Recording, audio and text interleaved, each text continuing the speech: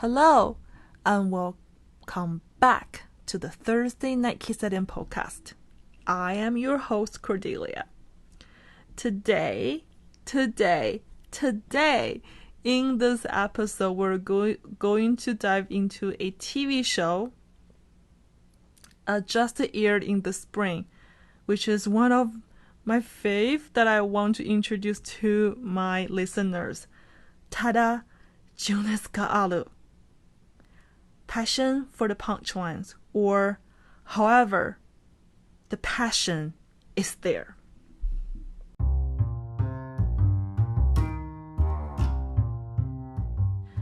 This TV show is actually based on a true story. Two true stories, if we have to say. It's about Yama-chan and Wakabayashi. Both of them are actual comedians in the real life. Is the story based on their real life? So it should be not just one true story, it should be two true stories. They are very different, but very similar at the same time. So at the beginning of the story, the TV shows, a TV producer, her name is Shima-san, sense the chemistry between their talents. She knows how they're different but actually similar. So but because they're from the different Owalai group, so they have their own partner to do the manzai. But they were formed together as a group in 2009 and named two people who are missing something. Tarina and Fudari, a name of their group. So just as a narrator, it was so funny, the narrator of this TV show is the NTV announcer, and her name is Asami Miura. She reads at every beginning of the episodes. Here is what she says there. This is a story of two people. This is not a story about friendship, not a story about success, and there is no value for most of the people to take the story as a reference for their decision making. But, however, they still have the passion for what they are doing and the passion to tell the words to the world about their experience and the story. tada, 情熱がある. At least, the passion is there.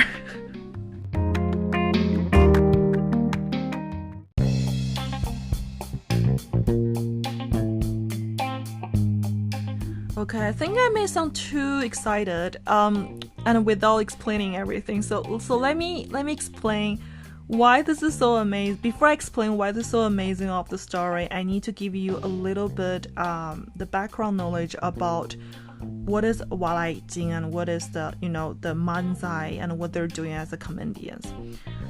Okay, so the story is about Yama-chan and Wakabayashi. Both of them, these two people, both of them are Owalai comedians, or let's say performance manzais. What is manzai? The manzai is a traditional style of comedy, which is similar to stand-up comedy, but with a much older storytelling comedy performance. It's very similar to what we talked about the Rakugo last time, but Rakugo is more storytelling. This one is more like comedians. The manzai typically feature two performers, sometimes three, sometimes one, but most frequent style and type you will say is two. There's two people. One is the strict, very serious and strict characters. It calls Tsukomi. And another one is the funny one, the comedian one, which is bokeh. Bokeh means being silly. Tsukomi is to criticizing the one who's being silly. And then they're emerging the rapid fire jokes exchanges.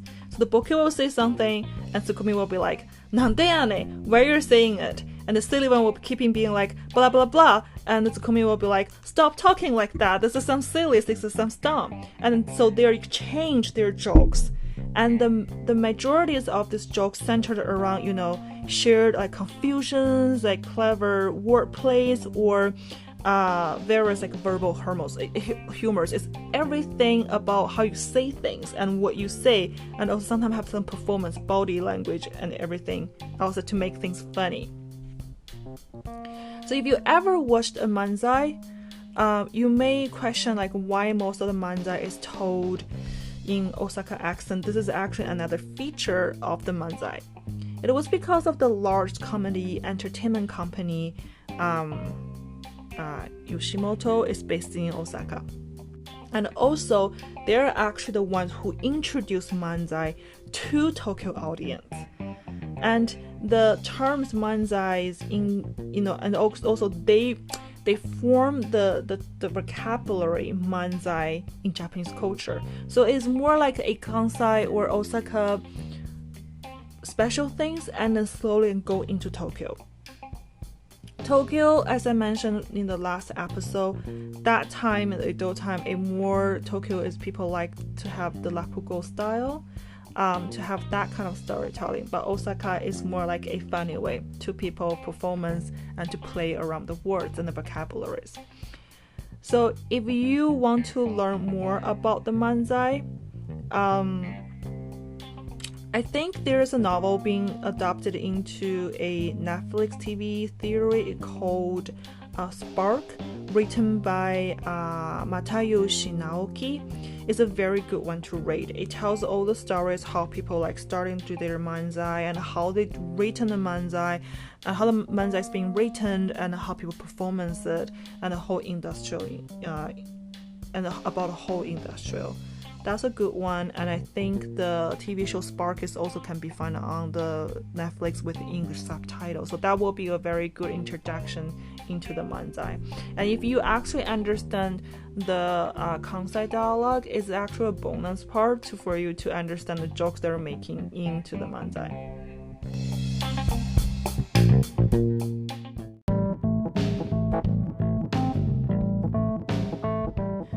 So let's go back to the story a little bit. The story again is about Yama-chan and Wakabayashi. So first of all, Yama-chan and Wakabayashi are now friends. they have non-stop talking about this in the TV show. They were both born in the 1983, and they were in the same school year. So Wakabayashi is a street storyteller of a group named Audrey, or pronounced as Odoli in Japanese. So he is the one who's doing the tsukumi, being like, but they're not from Osaka, so they're using the standard Japanese to say like non-stop criticizing the bouquet one, the silly one. And he is in a group in the Odoli with his high school classmates. His name is Toshiaki Kasuka. This person is very famous. So Odoli was formed in 2004, and they won the second place at the M1 competitions in 2008. M1 competition is the biggest competition that the people who are doing manzai can attend, and it's a big deal to win that prize and to have themselves into the entertainment world. It's like the Booker Prize for the books, in the English speaking countries. It's a very important one. So in the story that we learned that Wakabayashi's dreams to become a walaijin or a walai comedian was disapproved by his father, and for the most of his life was not allowed to show emotions. So he has been making this perfect role to become this tsukumi person. Like he never can be silly, and Kazuka happened to be the perfect person to be silly all the time. And funny enough that so Masayasu Wakabashi is his full name, is someone who's extremely introverted. isn't it funny that he is a performer, but he's extremely introverted? But no doubt, he is like a really talented and funny comedian himself. In the TV show Kaito Takahashi, he plays the role of Wakabayashi in the drama. And the thing is, the Takahashi is an entertainment idol. He is Johnny's entertainment idol. He is the member of the boy band King and Prince. And then yeah, it was really interesting that he's taking on this role because he always feels anxious and runs into the darks and feels has nothing in common with other people. So he felt himself is exactly the characters for Wakabayashi, which I was really shocked when I first to learn this news. I was like, are you sure they can do the job from a Johnny's idol to a Owalaijin? But you know, when they produce the productions, even the producer of the TV show says the reason for like appointing Takahashi to play the role was because Kaito, Takahashi and Wakabayashi had a very close connections and similarities. If producer says so, then why not?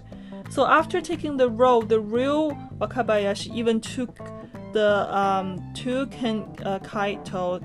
Takahashi out for food and discussed a lot about the script with him. Even Wakabayashi himself could not and still cannot believe that Johnny's idol played a role for him. You know, it's pretty different. I don't know what kind of metaphor I can use for you, but you seeing an idol like dance and sing and all of a sudden became pretty tragic and like comedians is pretty shocking. But okay, I'll be honest, I did not believe it was at the beginning as well, and I didn't even think that Kaito, like Takahashi, can do the job. But however, he did an amazing job. I don't really know a lot about Odoli, but I did listen to their manzai. I did laugh hard, and I also listened to their All Night Nippon's radio program all the time because I know that Wakabayashi is so gifted and he's very good at storytelling, and I know he writes amazing stories. But Kaito, oh my god, the way how he acted performance, it feels like he took Wakabayashi's soul from his writing and script writing and insert himself into it and just became this vivid person. And I couldn't believe when I was watching it. I feel Kaito definitely turns himself into the Wakabayashi. And then I agree with the producer, they did share a lot of something in common. A lot of human, we all share a lot of things in common, but Kaito, the way how he do the performance definitely gives a lot like the soul and the vivid way to present Wakabayashi. And Yamachan. Okay, so Yamachan's real name is Ryuta Yamasato. He, you know, in the story, but also he's someone who is like too good at like jealous and envy people, and he's at it since the day he was born. It was how he was described in the TV show. I didn't say it, but Yamachan, he said it's like he wrote this in the story, or the scriptwriter wrote this in the story, and also approved by a lot of people close to him. He is Yamasato, right? But people call him Yamachan, so let's call him Yamachan here. I think you might recognize, my listeners might know him from watching Terrace House on Netflix. You know Yamachan? Yamachan is the one who is the commentary, who sits on the sofa and always wearing like a pair of red glasses. Remember that guy? That guy have like a pretty interesting haircut and wearing like a pair of red glasses. You know, to be honest, I personally know nothing about Yamachan, and I actually got to know him through his partner Kissaten, and who is the female manzai artist, and she is actually very iconic, and she just have amazing life stories. See, here's the thing. We already talked a little bit. I know Odoli Wakabayashi is through his partner Kasuka, right? And Yamachan, I got to know Yamachan because of Shizu-chan, his partner. So there's some connection there. We'll talk more later. But the actor who played Yamachan is Shintaro Morimoto. And you know what? I don't think ever that he will listen this from me in this podcast, but he did a great job. Shintaro Morimoto is a great actor, period. You know, audience can tell how much work and preparation he has done to become Yamachan. The voice, the way how Yamachan talks, and also his body movement and facial expressions, almost a perfect level what Morimoto did. Also, Morimoto is also a Japanese idol from a boy band group called Stones.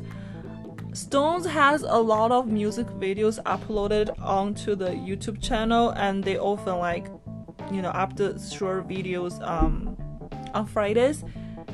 These 6 guys, they're funny. If you I know there's some of their videos already translated English subtitles, so if you are interested in knowing who they are, please give a try their YouTube channel. They're funny and they talk so much. I never see a boy band group can talk much like them. And their music, oh my god, please listen to their music. Their voice are amazing. This boy band is really something. I mean, I never hide my passion to the boy bands. After LSE, I think Stones, the group name is Stones, is 6 tones, but pronounced as 6 stones because it sounds like stones. Oh my god, why I'm giving so much information about Stones? But anyway, they're amazing. Their music is great. Their songs are great, and their music videos also in another level. Their favorite song that I like the most is a song called Gum Tape. Is actually, you can find it on the YouTube channel. Please give it a try. Yeah, I know I even didn't say that much about King and Prince because I know nothing about the King and Prince. But anyway, Yamachan and Wakabayashi are so different but similar in many aspects, and also the actors who played them have these very unique connections themselves with the real people. I don't think it's projecting. I think it's they really adapting it into their acting skills. Anyway, I don't think many people get how much I love this TV show. Even though that I am not a huge fan of Manzai, I like Rakugo more. However, but from a TV production perspective, this is a great show, really reflecting everyone's inner self and telling the story in such a humanity manner, and that's what Manzai is all about. Making fun of something very hard, and to make this drama and then they also actually making this biographic drama into the style of Manzai. Throughout the progress of becoming famous, to spit out of the most humble and unpleasant things in the human nature, and the hard time to the entertainment to the public, and to bring the tears and laughter to their families and the people support them and themselves, and the fears and hard times and relationships, trust, envy, jealousy. It's just how this powerful the script is. Amazing storytelling. I can't address this more. I think the scriptwriter really did a great job. So, in the story, that Wakabayashi is super self-reflective. Wow, he's amazing. He knows himself very well. He's not self-centered. Self-reflecting is not equal to being self-centered. He just very aware of himself, both good and bad. Sometimes if they're good, they're overconfident. Too bad, they can be very negative and put themselves down. So he knows the balance, and he tries. And because of this high self-awareness and unusual path where, Odoli, they took in the Manzai world, Wakabayashi wrote a book and shared his experience called Perspective Grads of a College of Social Studies and Faculty of Shyness in 2013. I don't think this book is translated into English, so I will share the Japanese book link in the reference session. And the same year he published the book, his father passed away, and it was also being told. The story was being told in the TV show.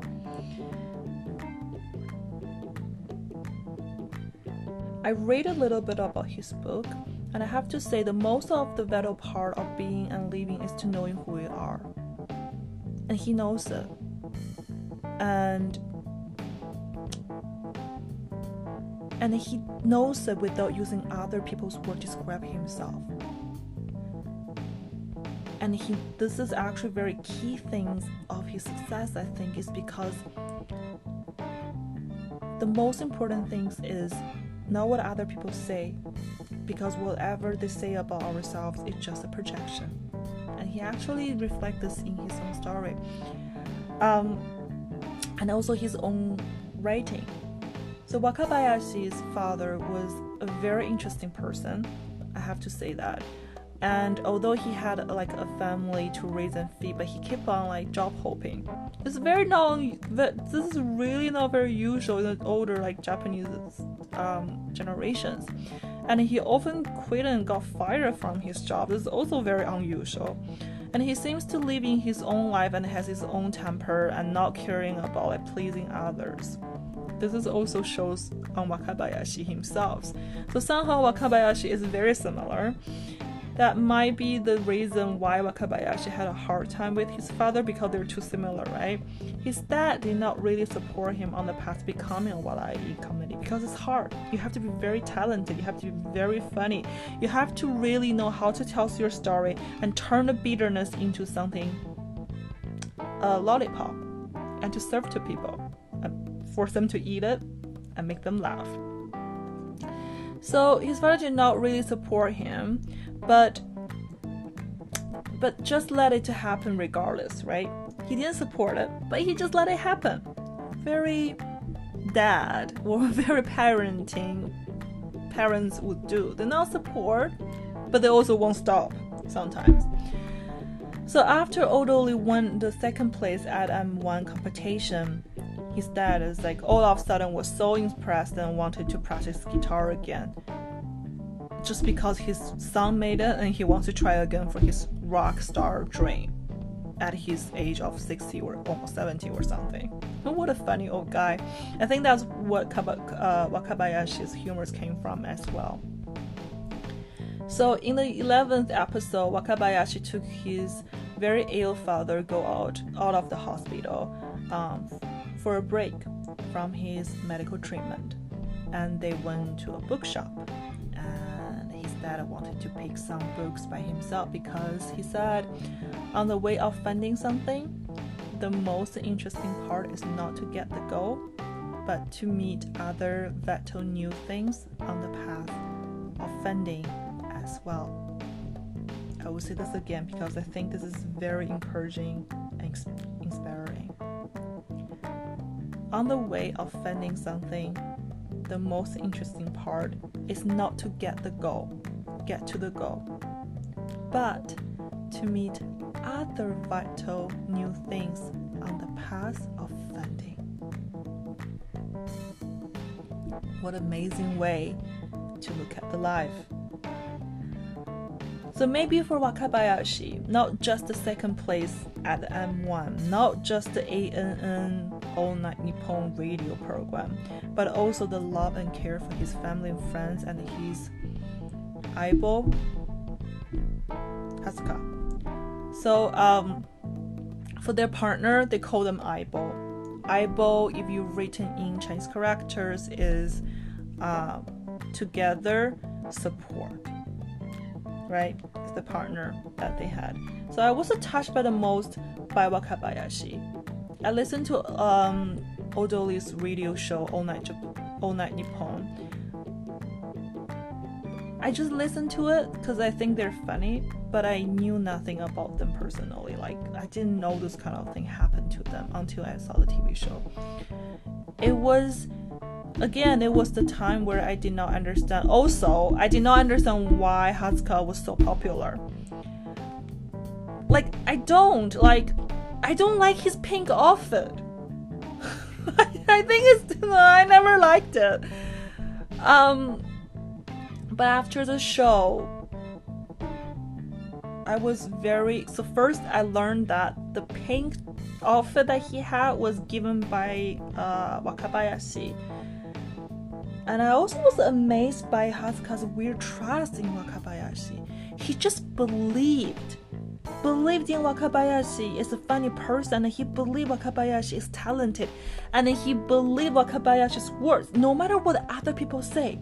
He seems not to have his thoughts that much. But he just stands there for Wakabayashi. Since they're in high school.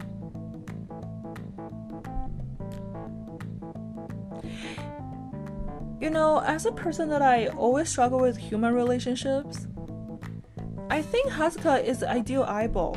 He's the ideal partner. He's the person you want to work with. Someone just trusts you. You may make fun of this person, but he just trusts. Like, isn't it amazing? Isn't it kind of a destiny that they have? And the TV show really brought this up by showing this man without saying so much, but just have his trust there,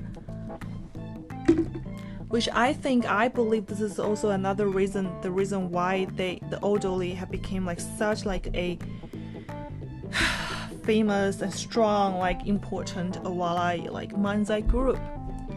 But you know, of course, neither Wakabayashi or Yama-chan are perfect. They're not. There's a lot of flaws. They're even missing something. But they have passion. They have the passion to tell a story. They have the passion never leaves them. They have the passion to perform the manzai, and they have their passion to keep them moving on and going. That is amazing.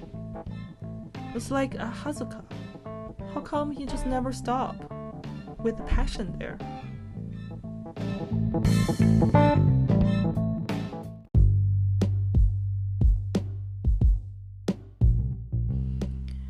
I won't dive into too much about Yama-chan because, you know, I think I pay most attention for Wakabayashi's stories the most.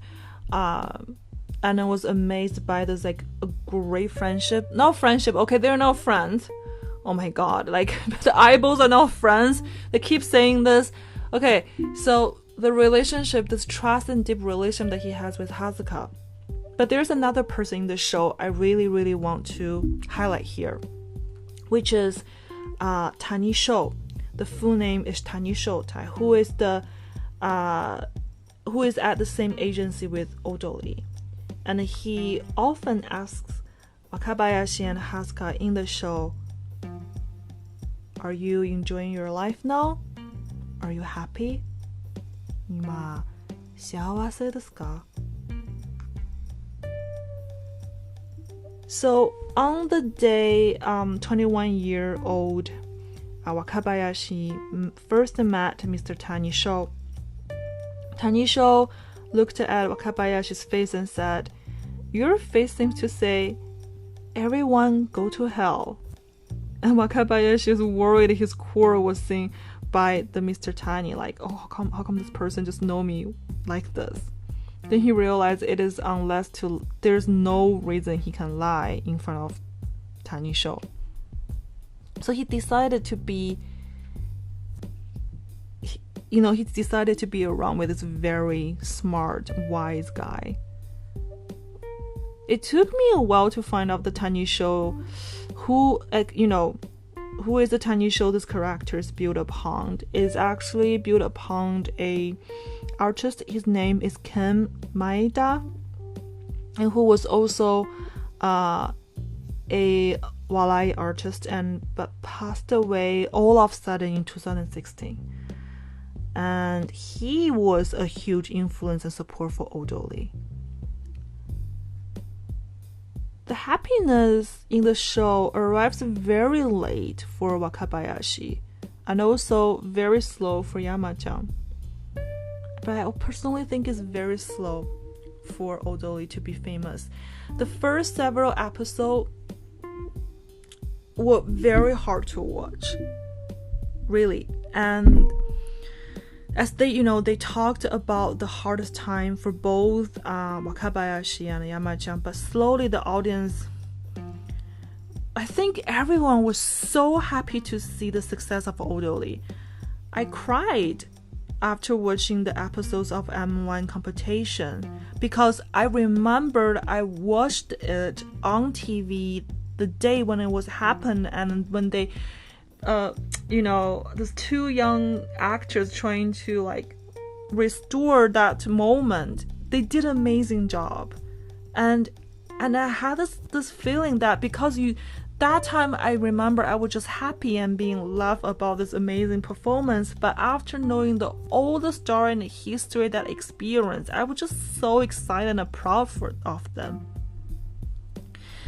So again, in the episode 11th at the bookshop, Wakabayashi asks his dad whether he is happy at this moment or not. Ima shiawase desu ka? And his father said, I'm not too happy to die now. No, and he said, but that's okay. Somehow, even though I want to live longer, but I'm still okay to be dead. There's nothing to regret anymore. So here's the thing when I'm watching it. What is the happiness? Honestly, what is the happiness? Are both Yama-chan and Wakabayashi was gain the happiness, was happy when they're famous? Maybe they are, of course they will, because they work so hard towards to it, but is this something that they really want?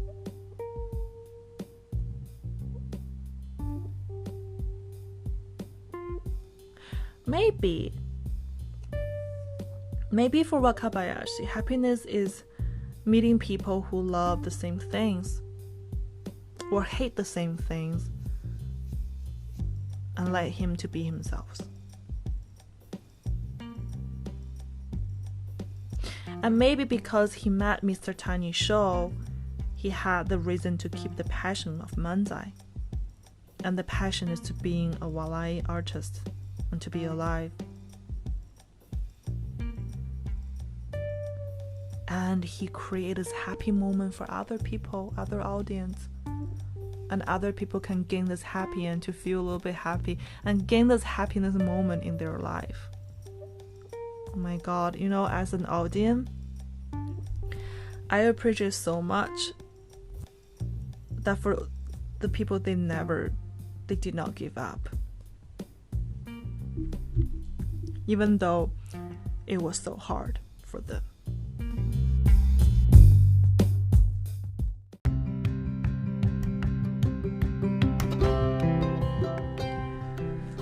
So, at least we have passion. At least they had the passion. It seems that the passion, the 情熱 is the key to help them to get through the hardest times, both mentally and also physically. Passion gives energy to be an energy and not just to do the energetic things. I don't know how to explain this. It just gives this motivation. For example, I have the passion for books, dramas, movies, writing, food and drinks. Okay, I have a lot of things I do like. And I make a list of them to remind myself how much I like them.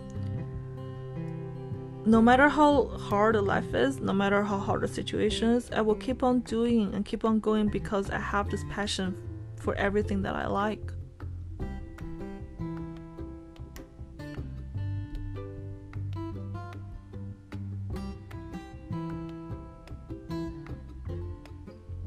So Mr. Tani says this in the TV show, and also influenced very hardly like on Wakabayashi, which is living as yourself even though no one is watching.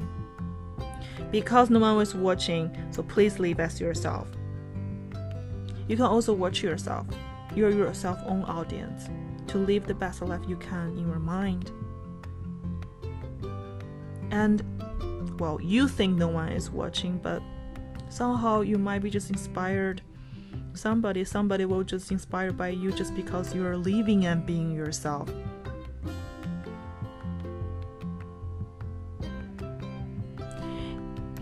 Wakabayashi keep asking himself whether he did anything for society, and he did. And he and Hazuka, he and Yama-chan, their group, Talinai no Futari, and because of their manzai, just because how they're being themselves on the stage, they inspired my favorite hip-hop group, Creepy Nuts. And they made a whole album just based on them, listening to their manzai, two people who are missing something. You can actually find out on Spotify. Their music is amazing, by the way. They're great. Creepy Nuts. I know the name's a little bit weird, but they're amazing. See? They influenced someone. They were influenced by the older generation who did the manzai, and they influenced on the musicians, and musicians inspired someone like me. Many other people. How powerful. How the passion is powerful. So I hope you enjoy this episode. Currently the TV show is unfortunately not available in English at this moment. I personally translate any dialogue that mentioned in this episode, so which will be included in the reference section below. This episode was edited by Grace and written by me, Cordelia. And I hope to see you soon in our next episode. And you know what? Before you leave, make a list of the things that you have passion with. And those passions maybe inspire you one day when it was too hard. And remind you that you're living for those, but not other people's words. Bye. See you soon. Talk to you in the next episode.